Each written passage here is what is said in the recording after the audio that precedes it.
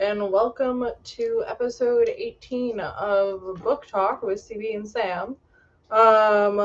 Today we are discussing Volume 4 of Grandmaster of Demonic Cultivation by MXTX. If you missed our previous ones, they are linked down below on both of our channels. And cover the first half, over half, 2/3 of the story.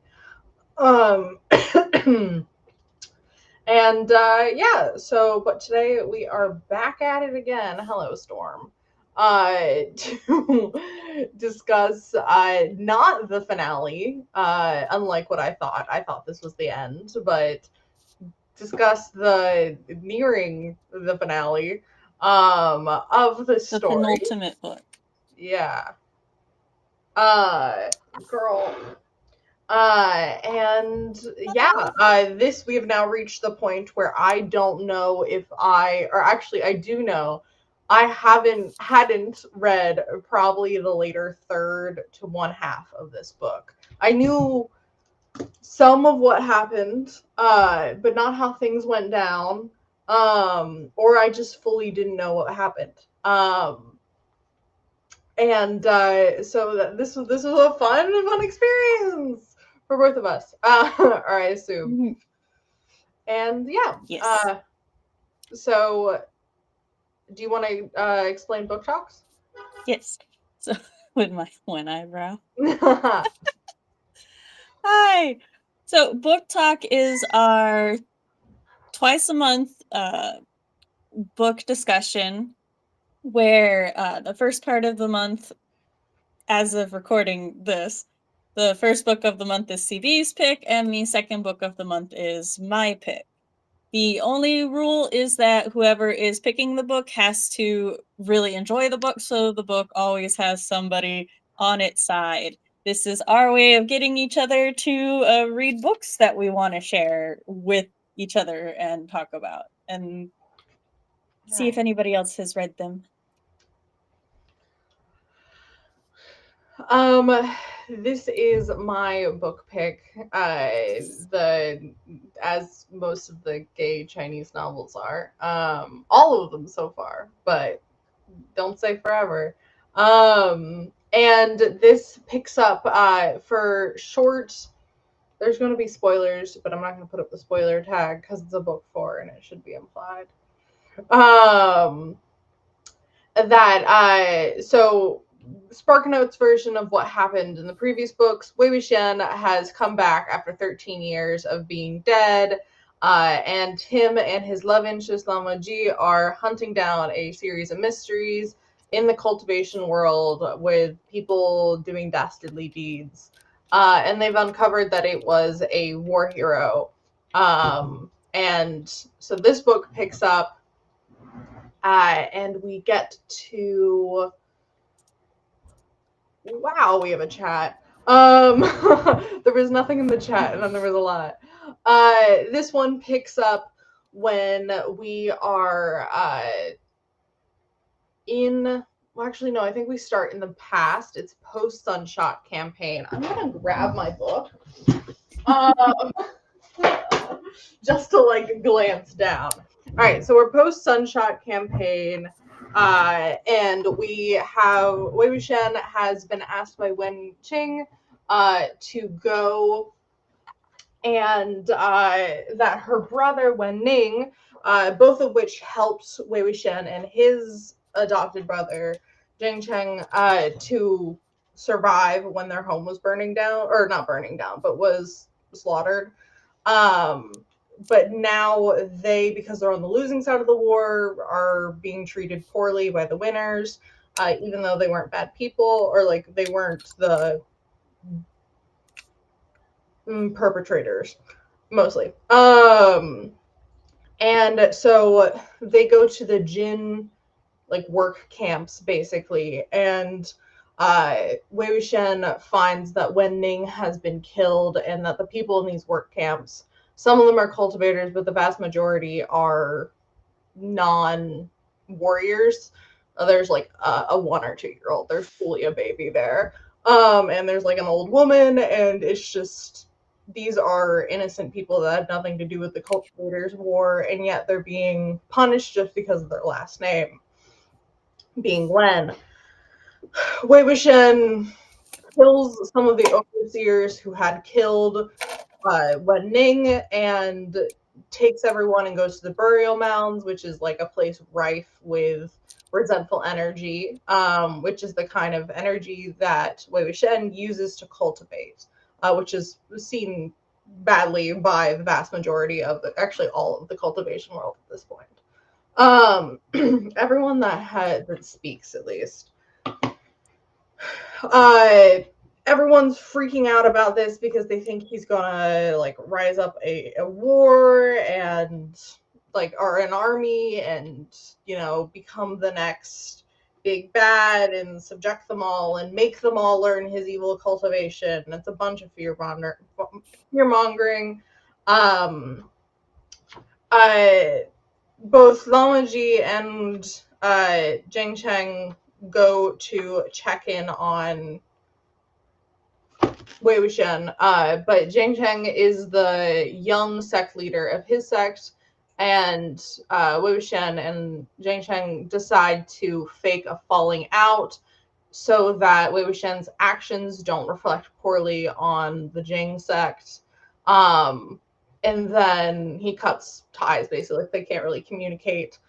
And then Lawanji is like, please come back to Gusu with me. I'm concerned. This can't, please have a different option. But then they're both like, yeah, we understand that there isn't really another option to do the right thing, which is protecting the Wens. We get a really cute scene with the three of them being a family with my baby boy, Ayun, who you're supposed to believe is dead in present day.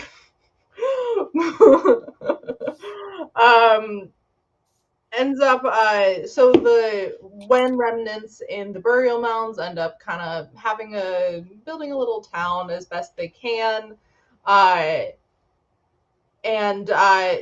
Jing Yanli, which is Wei Wuxian's adopted sister, or practically adopted sister, his Shiji, she's getting married, but he can't go to the wedding because of the tension in the cultivation world, but they still make a point to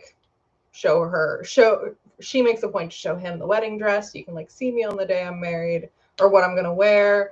And then everything goes to shit when Jinling, which is the nephew of the book, everyone's his uncle, at his 1 month celebration. I don't think they did it. It's not 100 days, but it is. No, I think it's only 1 month because I think they reference also coming to the 100 days next. Okay, because there was a 1 week, and people were talking about how in a few days that Wei Wuxian was invited, personally by Yan Li's husband, which is the peacock, who was He's matured. Annoying. He was an annoying teenager, but he matures right in time to die as the Wei Wuxian and Wen Ning are on their way to the celebration because of an ambush planned by his cousin, blaming Wei Wuxian for a curse, but it wasn't actually Wei Wuxian's fault. He didn't do it, but no one listened to reason, and Wei Wuxian lost control of Wen Ning, and Wen Ning thrust his hand through the peacock's chest, and he died. Rip. And then, everything goes to shit. People are like, oh, we have to kill Wei Wuxian. We can't leave this as it is, because he just killed one of the sect heirs, and his own Shiji's husband. And then, because of this happening, Wen Ning and Wen Jing go to sacrifice themselves so that the rest of the people in the burial mounds and Wei Wuxian wouldn't get killed for Wen Ning's actions, basically. Their kind of mindset is we're already living on borrowed time. This doesn't work. Tensions still rise even after the one sibling's secondary death. For one of them, even though he doesn't actually die, because we know he's in the future. But Wei Ying thinks they're dead. He rolls up to a big. He goes on like a couple days disassociation binge wander where he's not doing well. Is he ever doing well in this book? Let's say he was doing well until this point, and then he's not doing. From this point onward, he is not doing well again. As soon as the peacock dies, nothing goes well in this. It's fine. I think that's part of the reason I had so much trouble reading this, because I was like, I know what's coming, and I know there's not going to be any reprieve. Like, this is just the end. So Wei Wuxian rolls up to all the cultivators meeting up to be like, we gotta kill Wei Wuxian. And he's like, bitch, I'm here. And he kills them instead. Well, he doesn't, but it's important to note he doesn't start the conflict. Some guy shoots him and he throws the arrow back at him, which is I would say he starts the conflict. He just doesn't start the fight. Yes. And kills that guy, and then fighting breaks out, and I think this is when Yanli dies. But I can't remember if she dies at this one or the next one. No, I think she dies at this one. She dies at this one, yeah. It's important to note that the Zhang sect is there, but they're not. Wei Wuxian's corpses and everything don't attack them. And then Yanli shows up, trying to get Wei Ying's attention, and she ends up getting attacked by a corpse because Wei Wuxian, for some reason, couldn't stop the corpse and the fierce corpse. And then he was too distracted. Yeah, and then but she's not dying or anything. She's just injured. And then the brother of the guy who shot Wei Wuxian killed with his own arrow, goes to stab Wei Wuxian, and Yanli jumps in the way and gets a sword through her neck, and she dies. And then Wei Wuxian loses it. And then we kind of leave the flashback after that. Because, so we just kind of get yeeted out of that. We're back in present day. We're in the demon quelling cave, which I think it's so funny seeing different translations of different things, because I've been calling it demon slaughtering cave. But that also might be me being confused with the Zanwu of slaughter. But I thought this was the demon slaughtering cave, but it's demon quelling cave, and it's named that because he named it that because he's viewed as a demon and he goes to sleep here. So it's like he's being quelled. What's a better example than him taking a nap? And I'm like, you are a fucking idiot, and I love you. You don't understand PR. If Wei Wuxian had a PR manager, this whole story would go different. Actually, that's the next transmigration fanfic, is just a random PR manager from modern day gets dropped in and handles Wei Wuxian's. I got this. We could make you the savior of the Sunshot campaign again. Let's see. And then so we're back to the confrontation of Wei Wuxian and Han Genjin, so Lama Ji, and then the juniors, and then all of the people who've shown back up again to do another siege of the burial mounds. But they end up getting attacked by fierce corpses, and their spiritual energy isn't working because Sushi, who's a Lama Ji ripoff, it was doing dastardly deeds, and he's been involved in the whole plot so far, secretly as a minion, and he cut off everyone's spiritual energy with a fucked up song. We have another occurrence of those from the last book, which killed our buff anger man who I love. And then they all end up having to work together to not get killed by the fierce corpses. All of the cultivation clans and Wei Wuxian and Lan Wangji.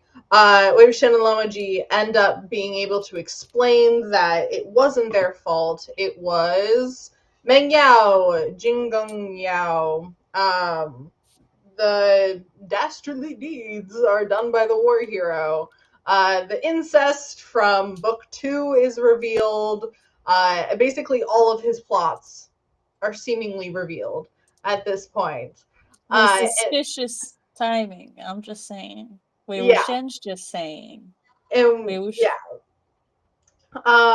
Wei And Wuxian then and I everyone's continue like, to be on the okay. same wavelength.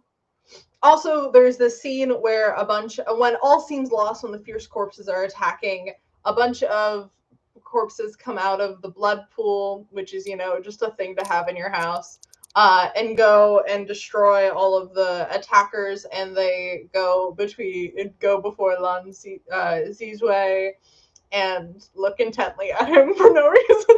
For no reason. It's no reason. And then this whole collection, they go back to Lotus Pier and they're like, we're gonna attack Meng Yao. And then it's kind of everyone just piles on, just like, oh, I never trusted him. He's always been suspicious.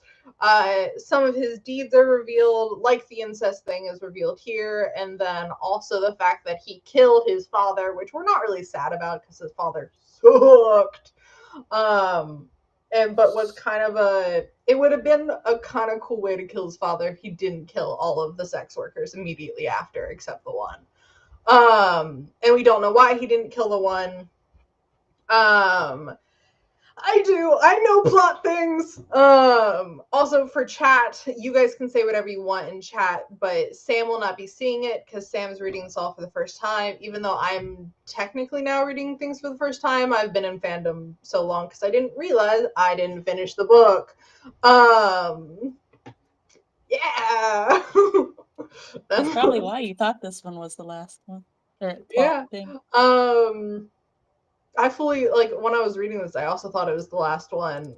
I was like, wait, did I fuck up? No, it does continue in the next one. But I'm like, okay, I did. Then they had a really they had a really long interpersonal relationships for a good, 10% of the ending of the book. And I was like, oh, okay, that's the rest of the book.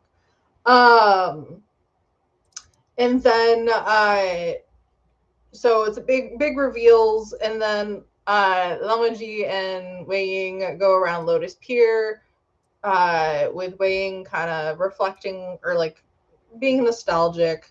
They have a really cute scene, and then they go and visit the memorial ancestral shrine for the Zhang family. Wei Wuxian asks for luck and approval to marry Lan Zhan. But Jing Cheng shows up and is like, the fuck are you doing here? You got my family killed. All of them.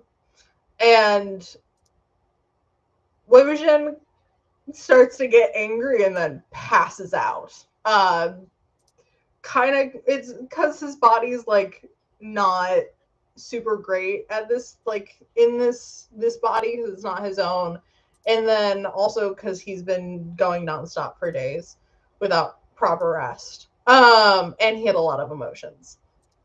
Wen Ning stops the conflict, rolls up, and reveals the Golden Core reveal, which is... Sam, you froze. Are you still here? Yeah, I'm still here. Sorry, I'm trying to update the thumbnail while I listen. No worries. Jing Cheng got his core melted in the previous book years ago. And then Wei Wuxian claimed that his mom's immortal master fixed it, but it's now revealed that Wei Ying gave up his own golden core, and Wen Qing and Wen Ning switched Wei Ying's core, or put Wei Ying's core into JC, and Wei Ying had to be conscious during all of that for a day and 2 nights. And then JC is emotionally stunned by this and goes sprinting off with Wei Ying's sword to go check to see if it's would like to take this moment to pause and just say, in our previous stream, I said the reason he had to learn the demonic way was because he could not use spiritual power. And I think that in my migraine-induced brain fog, that had been a theory of mine that I just went with was canon. Yeah, because what you said it, and I was like, was it revealed? And then I was like, no, because when you said it, you thought the entire time he hasn't had spiritual energy. Yeah, but like, I've been like migraine a lot. I think what I was thinking, because I'm like, well, I was thinking about it both before I started reading this and while I was reading this book, and I'm like, no, because I read that, like, I'm like, I knew that. So I was trying to figure out why I was confused. Then I'm like, oh, I just think I picked up on some things, but because of the brain fog, it wasn't fully connecting. So when Wei Ying comes back down the mountain after dropping off JC in the last book, he's not feeling well. And he's like clutching his chest. And then he's ambushed and he doesn't fight back or anything. And then we never see him use spiritual energy again. For good reason. And then we have and then we have, so back to what's happening in this book. JC runs off. Then Wenning, it's also revealed that Lan Zizue is Rowan, how do I say it? Baby Lan is the quiet baby Lan, not the loud baby Lan, is Ayan, who was raised by Lan Wangji after Mo Xiang's death. That's his dad! And Wenning's super happy that not everyone in his family is dead. Yeah. And we're all happy the baby's not dead. Wei Ying, Wei Wuxian, nope, that's the same person. Lan Wangji and Wenning. I feel like I need a fucking medal for trying to say all these names and only slipping up with Jiang Cheng and using the nickname. The peacock doesn't count, that's just his name. And they all go off, be like, oh, let's investigate more. They get to a town there that Wei Wuxian found like a clue way back that there were some like land deeds here for a temple, and they're like, okay, this temple has something to do with Meng Yao's plans. They go visit the temple. It's in the middle of the city, which is weird. And then they go to an inn and they get drunk. And then Lan Wangji goes around and commits vandalism, steals some chickens, steals some... He's reliving Wei Wuxian's youth. Yeah. And then they go back to the room and Lan Wangji needs to take a bath.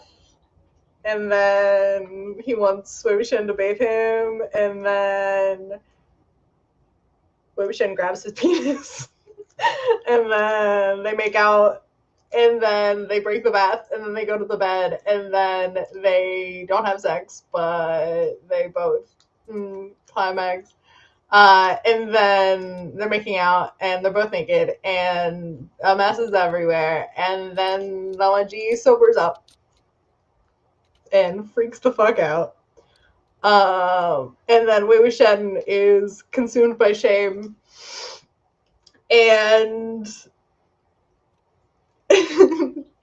is like apologizing and saying they were both drunk, and leaves, gets up and goes to a different room, and then goes outside and is sad.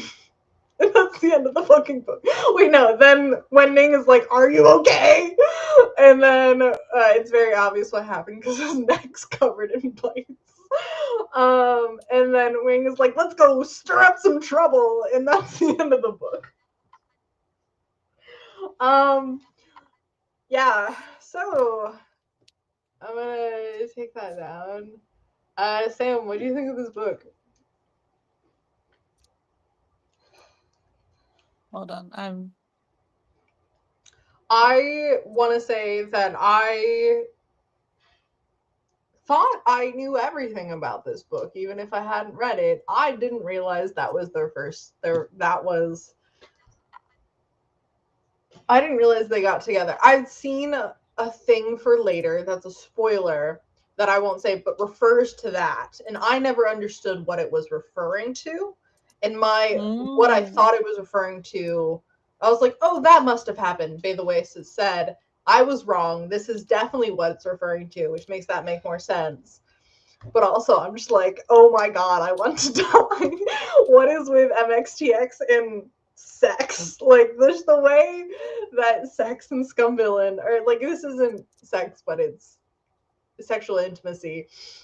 Scum Villain in this, there's such a level of shame, or like, it can't just be like two consensual people having sex because they want to have sex. There has to be, it's to save the world, Binka's dying, and basically it's not a essay, but it hurts a lot with Scum Villain, and then this where it's like, oh, consent is a word that is weird. That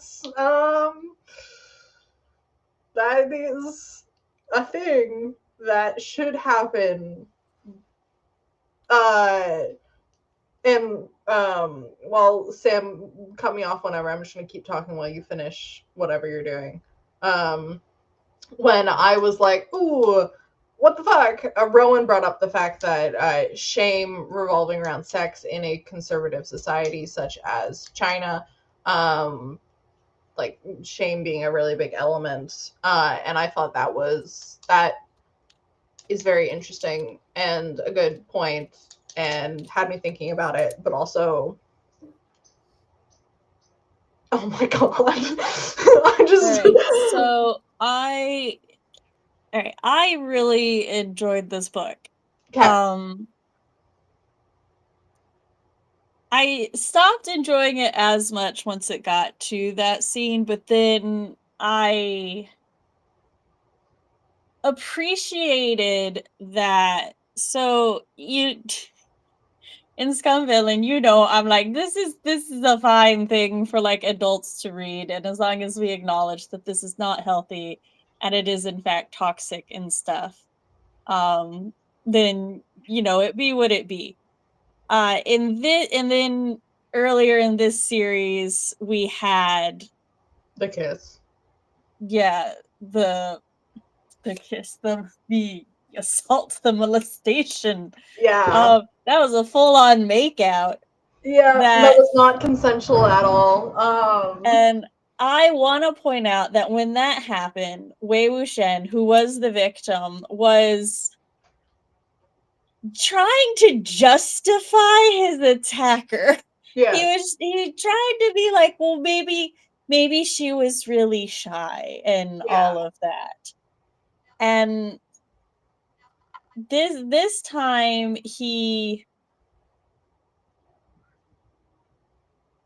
I appreciate the fact that he acknowledges it and he feels guilty. Mm-hmm. And that he himself is taking the, I don't want to say appropriate necessarily, but he's acknowledging what I did was fucked up, and he hasn't admitted it to a funeral boy yet. I don't know if he's gonna fully Or like admit to it. apologize. I think acknowledging Yeah, knows. or apologize. That's more what and like, now, I'm not one who gets drunk often, but I don't think sobering works quite like that. Oh no, the whole drunk mechanics for the Lons that's not how alcohol works. Yeah. So I'm like, but did we need this? Did we need this? Yeah. I agree. I think that it's part of it, there is the misconception.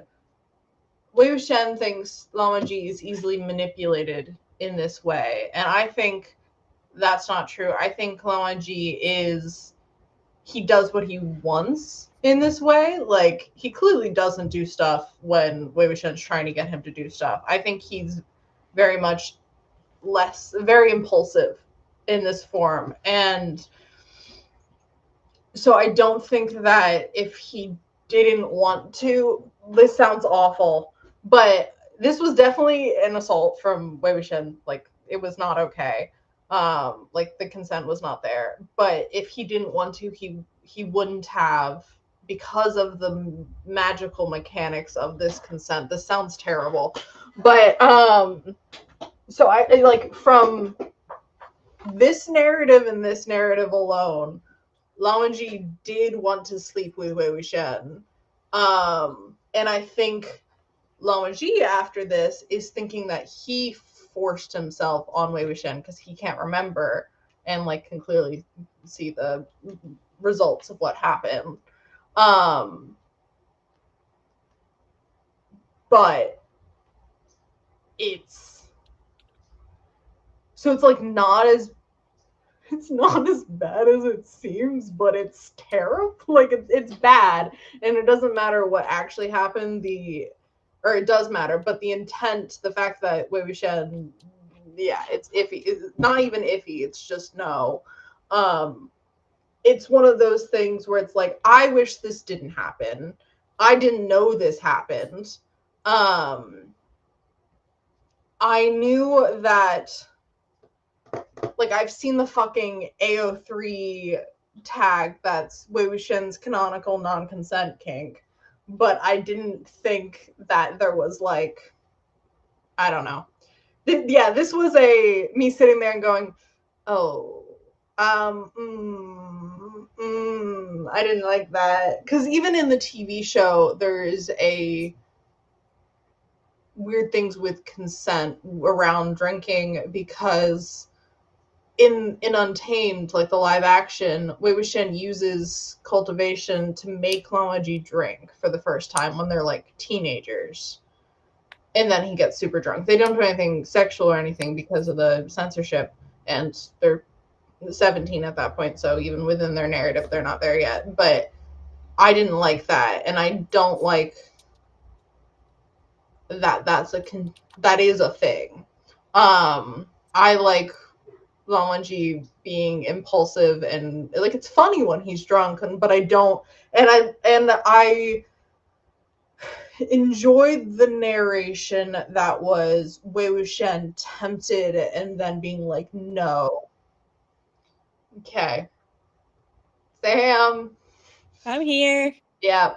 I enjoyed the narration of Wei Wuxian being tempted. I was trying to look up MXTX's age, and this was written 10 years ago. It just hit the 10-year anniversary. And Scum Villain was written when she was in college, so you can look up when the original Scum Villain was posted, and then she'll be in college for that. But I didn't. So I liked him being, like, tempted and then not. And was even thinking of, within my own book, there's a point where my male lead is incapacitated and my main character is having lustful thoughts and then feels terrible about it. But my main character doesn't go and grab anyone's dick. And so I was like, oh, this is like, hey, this is like a good reference. And I was like, no, what are you doing? all right, so I also knew that they broke a bathtub at one point because of making out and sex. So as soon as a bathtub came out, I was like, hey, it's funny that they have 2 bathtubs in this series. No, I was wrong. This was the bathtub. I will say, so as far as alcohol and consent goes, it's a much more prevalent conversation nowadays in America about how it's okay for people not to drink and that you shouldn't trick people into drinking. It was, however, and, like, even when I was a teenager, it was still, like, a thing of, oh, well, if like so and so like doesn't drink, it's like, oh well, we'll just trick our friend to drink. Yeah, glad that culturally is going away. And Isn't gone, but I growing up didn't drink like at all before I turned 21.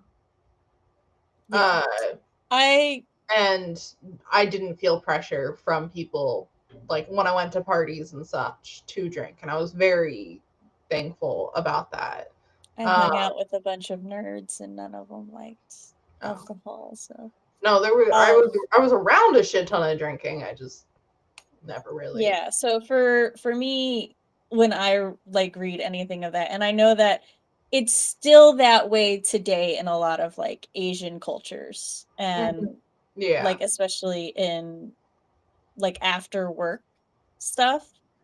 So that part of it, I'm just like, it's not okay, but it's one of those things where I'm like, I see that culturally that's not an issue in the book.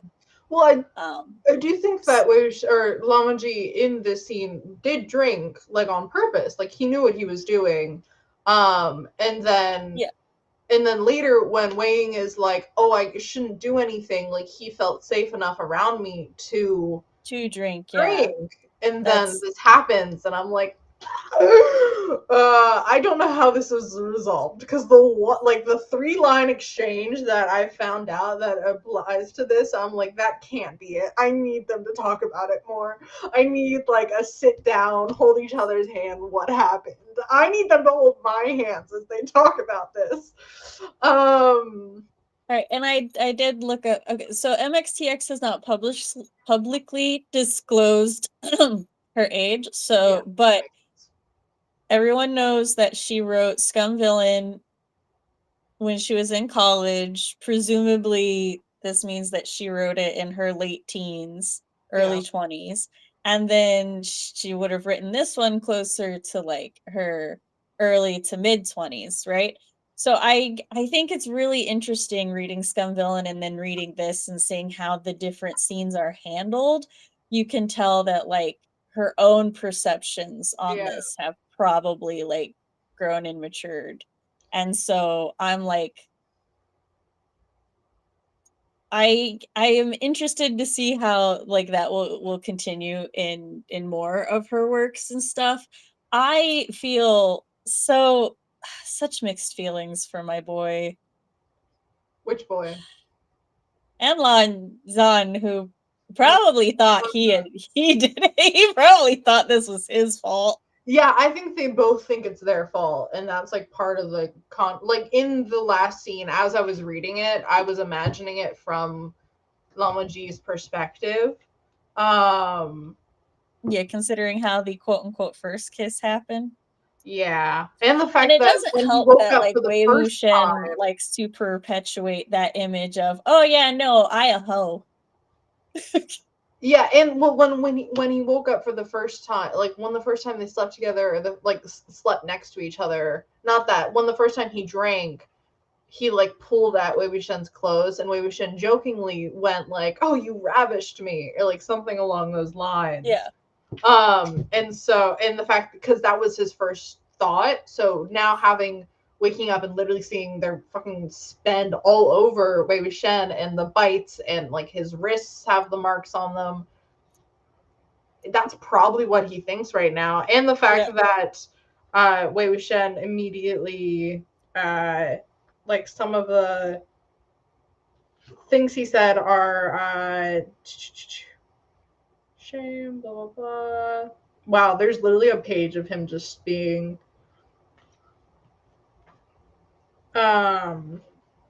guilty. Yeah. Are you sober? Yes. Or and then a page of being guilty, and then you've sobered up. My head's pretty much clear too. Lama Ji goes to help. Wei Wuxian backs away and goes, "No need." Lama Ji freezes. "No need for you to help me. I can do it myself. You don't have to touch me." Which I know Wei Wuxian's being like, "I've already like sullied you. You don't have to touch me." But I'm positive that Lan Zhan takes it was like, please don't touch me or don't touch me. Yeah, like he's so like disgusted and traumatized. Yeah, and then Lan Zhan, we both probably had too much to drink. Sorry about that. Which is that Lamaji probably takes that as like making excuses for yeah, Lamaji. because he knows Wei probably... Wuxian's personality, and he knows that is kind of funny. Not funny, haha, but like, funny. But he knows that Wei Wuxian has a really bad habit of taking on all the blame regardless of who is at fault. Yeah. And of excusing the abusive or toxic behavior of people around. He's like, Lan Zhan's kind of pissed at, which is also like Wei Wuxian is misunderstanding where, like, why Lan Zhan is angry at his brother. He's like not angry at his brother for insulting him. He's angry because he just found out that like Wei Wuxian has basically been verbally abused his whole life, and it's just like, it's fine. That's how he is. Just ignore it. But so he's just assuming that like he's like, oh, he's just forgiving me for this and stuff, and oh, but he's so like traumatized by me that he doesn't even want to share a room with me anymore. Yeah. And then the fact that but in reality, no, this is actually Wei Wuxian's fault. He should be apologizing, and he is making excuses, but not for Lan Zhan. He's making excuses for himself. Yeah, but you don't need to feel too embarrassed. It's normal for men to do stuff like this once in a while. Don't take it to heart. And then Lamaji being normal? It's like, don't take it to heart? Like, what? And I think he's definitely like from... It's not gay if your dicks don't touch. Lan Zhan being like, don't take it to heart, normal, like, stop. You're making excuses for what I did. But he's making excuses. I almost feel like Wei Wuxian saying that is less making excuses for his own actions. He's giving Lan Zhan an excuse for going along with an out. actions. Yeah, like, this is why you did it. Like, I know why I did it. I'm a fucked up person and I'm in love with you. You did it because you're a man with urges and you were drunk. And then the fucking proprietress, the innkeeper, coming in, and I'm like, no, girl, get out. Get out. Get out. No. Girl, they need to talk. But then we wouldn't have one of the most heinous uses of the miscommunication trope. Yeah. And I knew they had miscommunication within them just because the nature of Lamaji. It's been building, I will say, like,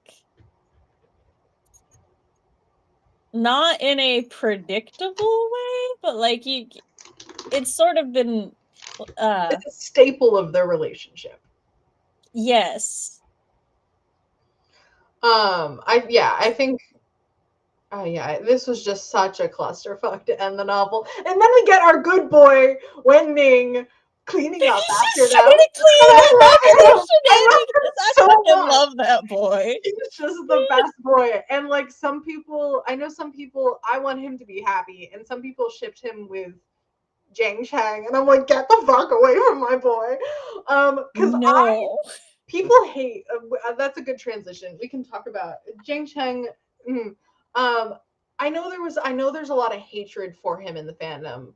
And then I know there's people that are complete apologists for him. Like, so much recently, there's so much hatred towards him. Recently, when the hardcover special editions were put out, and he was prominently featured on the cover of the volume 3, people literally like freaked out and the cover changed. Like, it was a sonic level of freaking out. And he wasn't even like the main, like, him and Jin Ling were on the cover, and then it was Wei Wuxian in the background, like, as a big figure. So I'm like, no, it makes sense for him to be on the fucking cover of that. Or like maybe it was this book, but people hate him or think he did nothing wrong ever. And I think he's much more complicated than that. But I want to get your opinions on him, because I had a different opinion before I read how he actually responded to things in this book, because I only had impressions of it. Go ahead. Like you said, I think he's a complicated character. I think he reminds me a lot of his mother, in that I think he wants to love and accept Wei Wuxian, but because of all the circumstances around Wei Wuxian and because of how Wei Wuxian acts, it very often puts him in a difficult position. Yeah. And at some point he's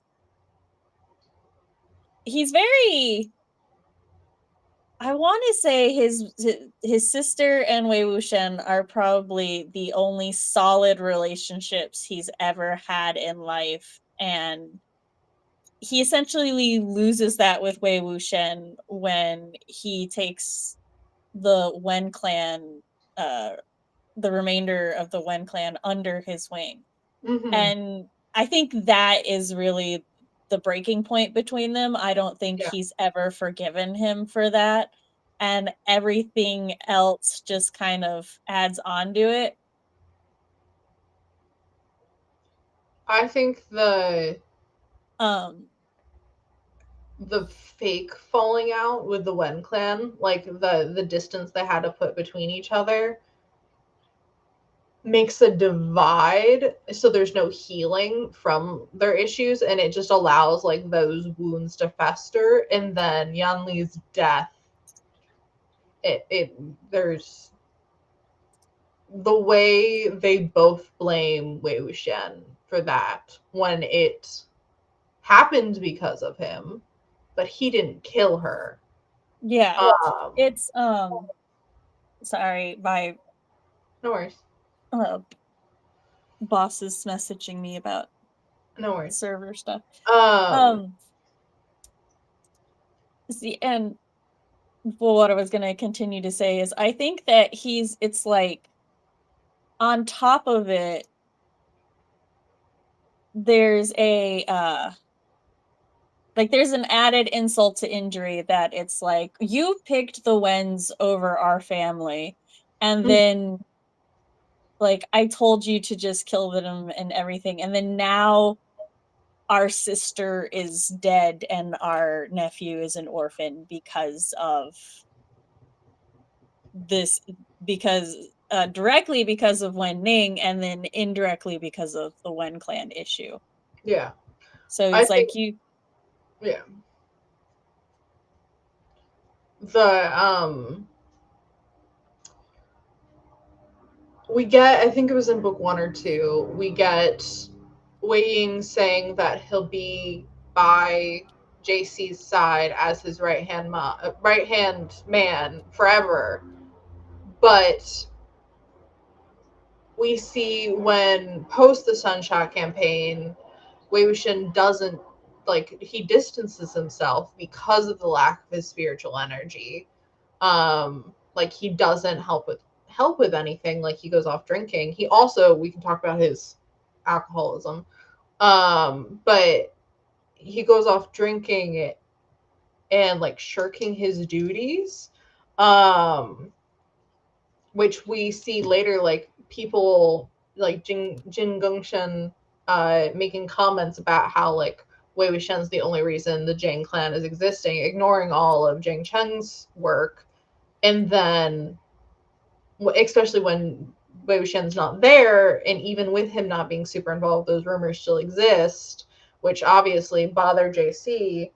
And then he, like, oh, you won't help me and our family and our people out, and yet you go and help these strangers who are related to the people who ruined our lives. And especially with him not him not knowing about the golden cord transfer, he's like, yeah, they got us out and helped me get my parents' ashes, but like, there are people who are living right now, rather than not knowing how much they do truly owe the Wen siblings. And just like him I feel like in his mind, he knows he's not being told everything, but and he has no way of like processing that other than being like, oh, my brother's abandoning me when he said he would be with me forever. And like, yeah, with the like kid inside his mind, almost like that's his big brother, and who's he knows is better than him, who's always been told is better than him.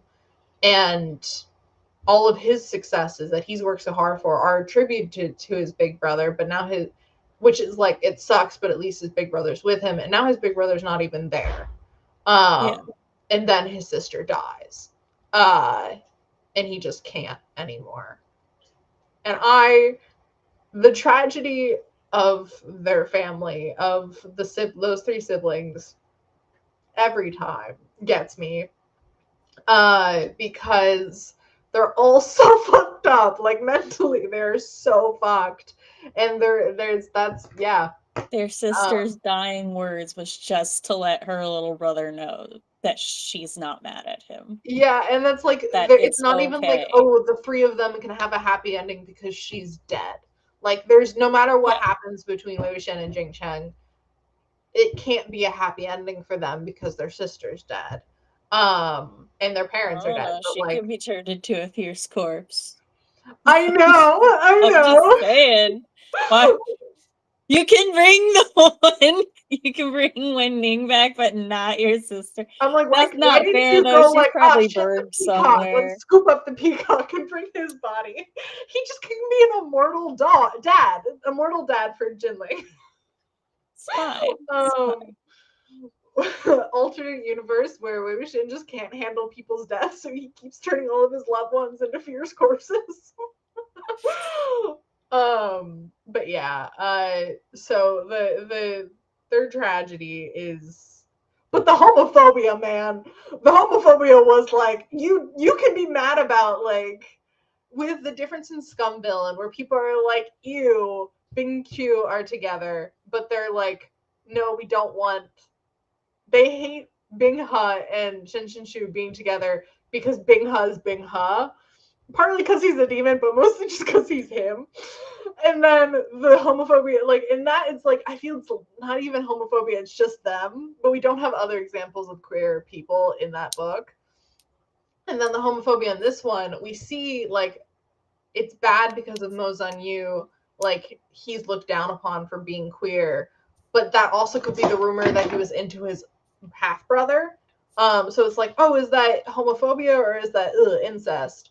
And then you see this and you're like, yeah, he could be jealous of Lanjan for having, like, for being close to his brother when he views his brother as abandoning him, and then all this other stuff. But honestly, why you gotta be homophobic about it? Like, you could just be mad that, like, you're the things you're saying, because I was trying to be like, no, he's not homophobic.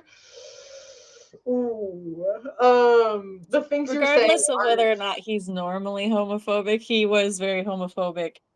Well, okay. Regardless of whether or not he himself is homophobic or Yeah. he's just lashing out because, oh, this person is taking away my brother. Yeah. That was still a very homophobic of you, Yeah. JJ. So Yeah. I get what you're saying though, because it's like, yeah, that is very much, oh, once again, you're picking someone else over me, which Yeah. I'm like, you have not been welcoming. You've You never picked your brother. You don't pick your brother. You pick your mom, and yeah, that's you it. also, Honestly. but like that's kind of what he's used to Yeah, up conditioned to. until Wei Wuxian chose the Wen clan, is that Wei Wuxian would always like he Pick was him like a no matter loyal what. puppy Yeah. to replace Um, the puppies they had to get rid of. and it's just like so fucking tragic. And then along that same line with the Jang clan, Wei Wuxian thinking like, oh, she never did anything bad to me. Bitch, what? Like, stop erasing. I literally took a screenshot and texted Rowan. And I'm like, am I misremembering? And Rowan's like, no. Like him literally, I'm looking up for the screenshot right now of him going, yeah, she ordered me to march the ancestral hall and kneel over every little thing. Ha ha ha. This is what he's saying. And then, but other than that, Madame Yu had never genuinely done anything to harm him. And I'm like, that's just not true. You are such an unreliable narrator. Like, his memory issues and ignoring bad things that happened to him is a canonical thing. But just seeing it and being like, wow, memory issues, his trauma. Yeah, his memory issues because of his trauma. Yeah, no, I know that's what you meant. I just wanted to.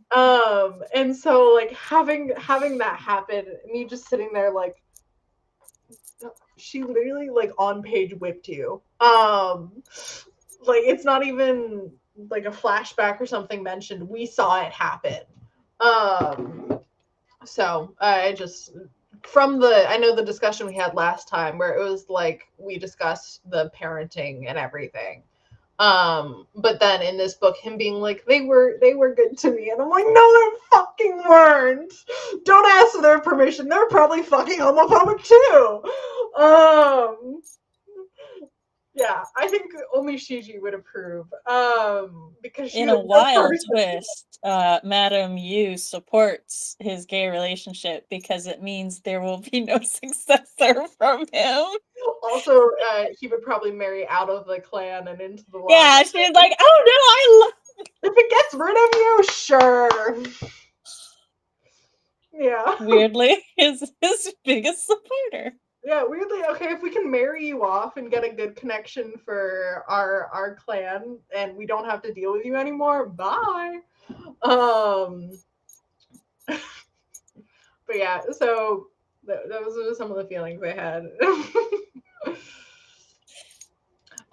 Check on chat. Wildly different note. I appreciate the fact that we have had the little one as a big one the entire time. Well, not the entire time, but for a while now. And then it's revealed after where the little one is mentioned, and then yeah, we get why. I will say, she tried to fake me out with because the Wen clan that came out of the blood pool, and they were saying there was one smaller. But then the way Wen Ning reacted when he saw, I was like, "Oh, is the little one a girl?" The smaller one was the granny, being hunched over. Yeah, but I'm saying like because of the way it's phrased, it could have been. I feel like when I read it for the first time, the way it was formatted or something, there was more time in between meeting Ayun and Wen Ning's reaction, because one of my like most visceral memories of reading it for the first time was sending Snapchats to Rowan crying and being like, were you reading it as it was coming out? No. Okay. Being like, tell me the kid survives. Like, please, the kid has to be alive. And then I felt so big brain for being like, I bet he's Zisui. Like, I felt so like, yeah, I figured it out. Like, before the flashbacks ended. Because I was just like, he has to be alive. Let me think of all the children we've met. It's not Jinling. We know what Jinling was as a baby. Let's see. I was like, okay, interacting with Hung and Jun. Okay, so it's either Jin Ying, or Lan Jingyi or Shizue. And I'm like, okay, it has to be one of these. I think, because I was like, I will not accept a reality in which this child is dead. Big brain energy or big denial energy? Yeah, it's worked out really well for me so far. Actually, with denying character deaths. Other than when it doesn't. But I'm watching Yu Yu Hakusho with Roxy, and she's at the part we're at the part in the chapter Black Saga where Yusuke is about to die. But it was funny because at the beginning of that episode, she's like, "Does Yu Yu Hakusho have a happy ending?" And I'm like, "Yeah." And she's like, "What kind of things happen? Like, what are the characters' endings and stuff?" And so I started telling her about a couple things, and she's like, "So Yusuke is happy with Keiko, all right?" And then he's like, they're all like, "No, he's gonna die." And she looks at me, and she's like, "You told me he'd be happy." I'm like, "I didn't say he wouldn't die. Oh He's my God. already died before." And she's like, "That's a good point." But like she's still very emotional about we're at the episode right before he dies. And I feel like because she knows he's gonna die next episode, she's gonna make me pull her teeth to get her to watch it. Yeah, I can't relate to that at all. Yeah, so Ion being alive, I'm obviously very happy. I love that they're like, yeah, Hung and Jin went and found him and brought him back and basically raised him. And then when Ning is talking to Ion, is him being like just consistently talking about Lamaji. I have had to work so hard through every stream to not call Lanyon Ion. Ayun. Yeah, because I struggle so much with his courtesy name. She's she's right. So I'm like, I have literally so many times just tried to be like, fuck it, I'm gonna call, and I'm like, no, I can't, because you don't even know who I would be talking about. It wouldn't even be a reveal; it'd just be like, what are you saying? Who the fuck? Yeah. And so, I'm very happy that cute little reveal, and the fact that that's their son, and no one can take that away from me. But him getting a fever and forgetting his childhood, the time with the Wen clan and uh, weighing is very sad. Yeah. Uh, let's see. You want to talk I about don't know alcoholism? how common that is in life, but it is very common in fiction. Yeah. I got sick. I don't remember my life before that. Yeah. And I'm like, I've had migraines that make me feel like that. My head hurt. I don't remember my life before today. Want to talk about alcoholism? Yes. I weighing drinks A lot. a lot throughout his whole life that we see. Like even at 15, he brags about being a heavy drinker. And then it gets bad after the Sunshot campaign. And I think he's definitely self-medicating depression. And then I think it with living with the Wen clan, I think his mental health does get better in a fucked up kind of way. Like, even though living off radishes and in a literal cave. The fact I that wouldn't say it's in a fucked up kind of way, even though like I think that's part of showing it is that like while they're living fucked up, he's in a way happier and more at yes, peace yes. I mean, a fucked up there. way is like his from the outside life is getting worse. Like more things, there's more conflict within the story, and yet this is better for him mentally. Even Yes. though in the end it doesn't be good. Which is Um, why he went on a mass murdering spree. yeah. And then when like even because he has the Wens, and then especially Wen Chang taking care of him, or at least attempting to.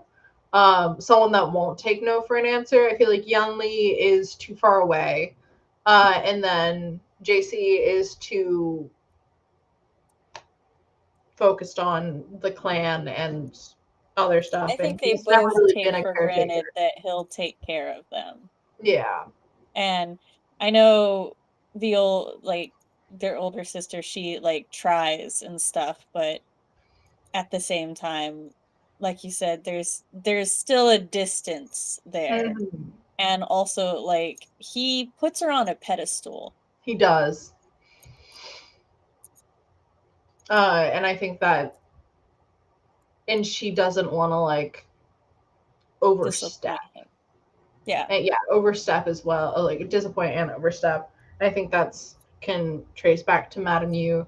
But Wenjing is like, bitch, stop. I'm gonna fucking like Wenjing making decisions and not like asking permission first, and like harassing him about the drinking and everything, and having a community with like Uncle Four. I know he's called something different in this, but he's called Uncle Four and everything. He's called the actual word for Uncle Four, which is like Su something. But not Sushi, that's a bad guy. Why does Fairy have an entry but not but Uncle Four is the guy that makes the fruit wine within the Wen clan. And so having like we show that he's having these growing interpersonal relationships. And then they all fucking die. But he loses his entire family clan twice. Well, actually, we could kind of say he loses his family 3 times. Yeah. Because he remembers enough about both of his parents that he carries that loss very heavily. Yeah. And to the point where like he gets offended whenever somebody is like, yeah, no, that's your dad. And he's like, no, I have a dad. He's dead, but I have one. Yeah. It also like raises my hackles every time someone calls him the son of a servant. I'm like, his mom was a like disciple of an immortal on a mountain, like, right? Like, come on. Also, he was the head disciple, like a servant that became a head disciple. Not Wei Ying, but Wei Ying's dad. And I'm like, yeah, yeah, he wasn't nobility, but like, bitch. And then with his alcoholism, after Wenning and Wenqing's death, he leaves the burial mounds, which I'm like, I wonder what the Wens were like feeling when they lost 2 of their family members, and then Wei Wuxian just wandered off, like into the woods. Like honestly, most of them probably understood. Yeah, because like this is not their first slaughter. Yeah, probably someone thought he was gonna go kill himself though. Yeah. Just from his general. They probably thought he was either going to go end it or, well, they probably thought he was going to go end it one way or the other. Yeah. So. And then him literally being in like a stupor for days. And then we don't really get to know what else, but I do think he spent his final days in a mental health crisis and also super drunk, like super out of it for a wide variety of reasons. And then we no longer get to follow him post Shiji's death. So, but I'm like, I can't imagine. Arguably, he wasn't there anymore. Yeah, I think his soul died. That's why we don't get his point of view. Yeah.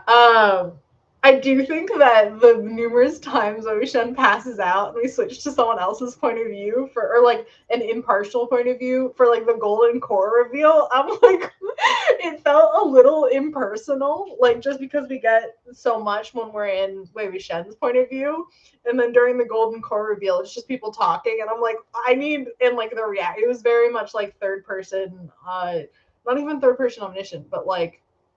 I was like, wait, no, what are the, I don't know. And the fact that Wei Wuxian doesn't know that everyone knows about the Golden Core transfer now. But yeah, so that I like that Wen Ning was the one to tell. Yeah, I mean, it wasn't Wen Ning's place, but someone had to fucking tell. It's not his secret to tell, but I'm glad he did it. Like, Wei Ying being upset about it is super justified. Like, if he is going to be upset about it, which I can't imagine him not being. I'm going to be controversial and say that I think it was his place to put Jin Chang in his place for that. Okay. They are essentially both filling little brother roles. Mm-hmm. And their big brother made a huge sacrifice that Jin Chang is just not, like, he doesn't appreciate and stuff. And it's basically like, you think he abandoned you, but this is how much he fucking loves you. And you need to accept it. And like, family's complicated. Yeah. And this is something that Wei Wuxian would have never ever told Jin Chang, but that Jin Chang needed to know. Yeah. And as Wen Ning was there, he was the one who was there. Like, yes, he should apologize to Wei Wuxian for telling him, but like, sometimes you just gotta apologize instead of ask for permission. I do think it was the right thing to do, but part of it, I'm like worried about Wei Ying doesn't trust very many people, and this. Actually, I don't think it would shake his trust in Wen Ning. I think he's too. Wei Wuxian would forgive Wen Ning, and he'll even understand. He won't be happy about it, but he will understand. Mm-hmm. Hopefully. I also didn't think. And it's one of those moments where, you know, in another story or something, it would be like, I know, like, even if you hate me for this, I'm going to do this for you. Yeah. And sometimes it'd be like that. I'm looking forward to seeing Jiang Cheng's the aftermath of it. Because like right now we have emotions and then a runaway. And I'm like, I want him to face his brother. And fucking apologize, honestly. Or like give us a kernel of some reconstruction in the future. I'm really interested in seeing how they're going to handle this, and if it's going to come out that Lanzan was the one who kissed him in the woods. And I really hope it's not oh, you assaulted me, I assaulted you, we're even. I really hope that's not how it resolves. It's not. I don't think it will be. Like I don't think it's not giving the vibe of being that flippant with it. I just am so used to media not handling things. Yeah, it's a little fear, but only a little one. Mm-hmm. Yeah, what do you have any predictions? Any suspicions? Head shaker. Still highly sus of that motherfucker. I actually, because I like listened to this one part and I was like, wait. I have to make sure I'm not confusing, because like we've already had a reveal that one guy of the Sioux clan, right? Yeah. And part of me, like, when I after I'd finished the book and stuff, I was like, wait, Headshaker wasn't already revealed to have been that one. I'm like, no, that was a completely different character. Yeah. That was a completely different clan. So I'm like, I still don't trust Headshaker. I can't explain to you why, other than I don't believe he's that useless. I mean, he's very active in the conversation that cleared Wei Ying's name, with asking questions and such. Yeah, I'm just saying that motherfucker is sus. I don't trust him. An icon though. It's so, I thought it was hilarious when everyone's like, trying so hard not to die and like fighting to the last man for versus the fierce corpses, and he's like, "Oh, is it done?" And I'm like, See, but that on its own is like, how is he untouched? it did You mention gotta that be he good to dodge specifically that. has bodyguards, which is funny for a clan leader to have bodyguards. They're supposed to be like the best.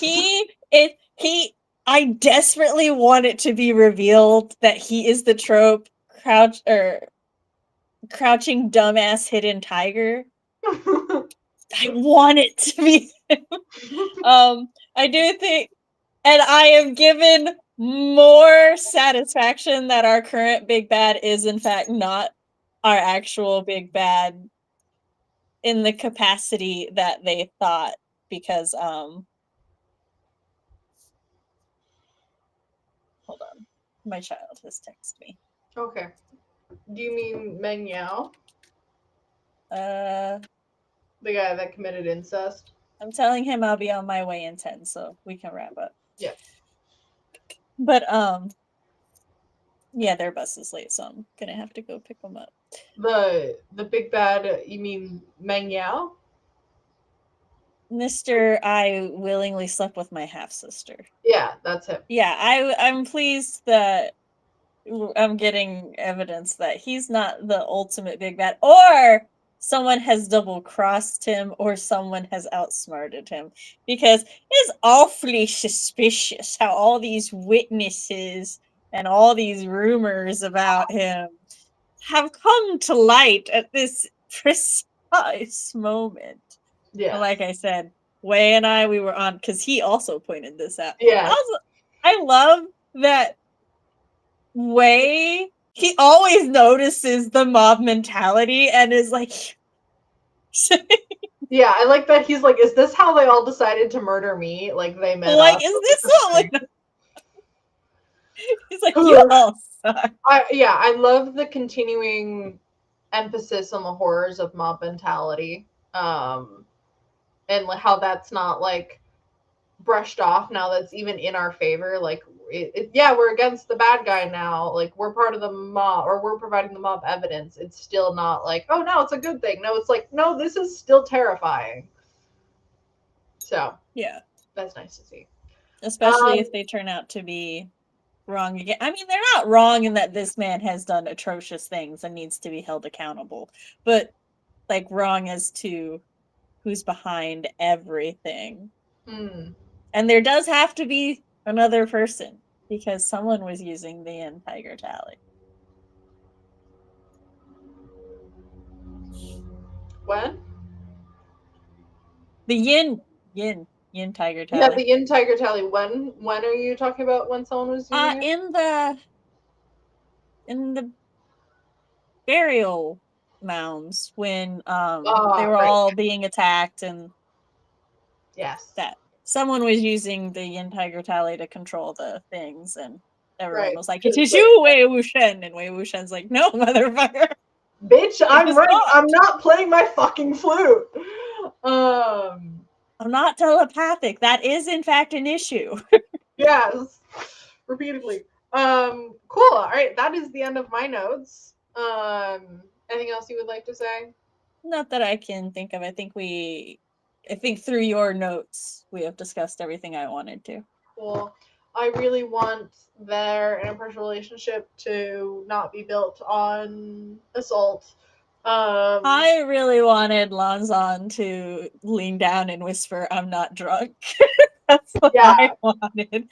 Like, I still would have been upset with Wei Wuxian, but I would have been more at peace with the situation. Yeah. And it's like, and it's not even like, oh, he could have become sober in the midst of it. Like, no, we very much no room for doubt is left. Yeah, like he fully doesn't know what happened. I mean, like he can deduct, but he's deducting wrong.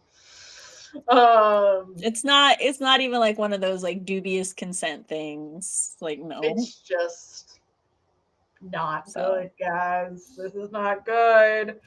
It's one of those things where I'm like, this, I can only continue shipping them because they're fictional. Like, if this was a real world. Obviously, you shouldn't ship real people, but like, you know, support a relationship.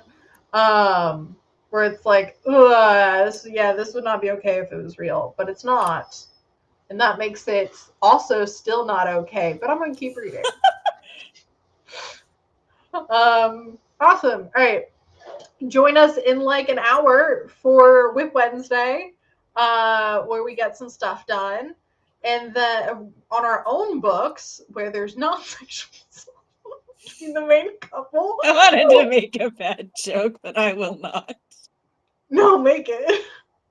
You're gonna be like, where there's not sexual assault, and I'm like, you don't know what I read. That's why I was like, between the main couple. I can guarantee that, I think. And then our next book talk will be on the 22nd, and we will be doing. We don't have the next page, but what will we be doing? Oh, no. Hold on. That's still this. Yeah, give me a sec. I couldn't replace it while we were live. Here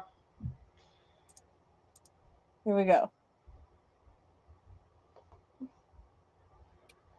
Oh my gosh, my internet.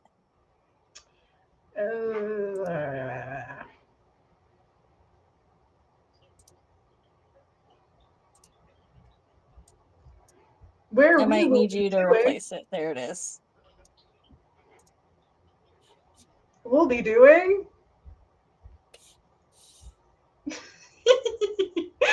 The Raven Boys. The Raven Boys by Maggie Stiefvater. Yes. Which I highly, I cannot recommend the audiobook for this one enough. Will Patton is amazing.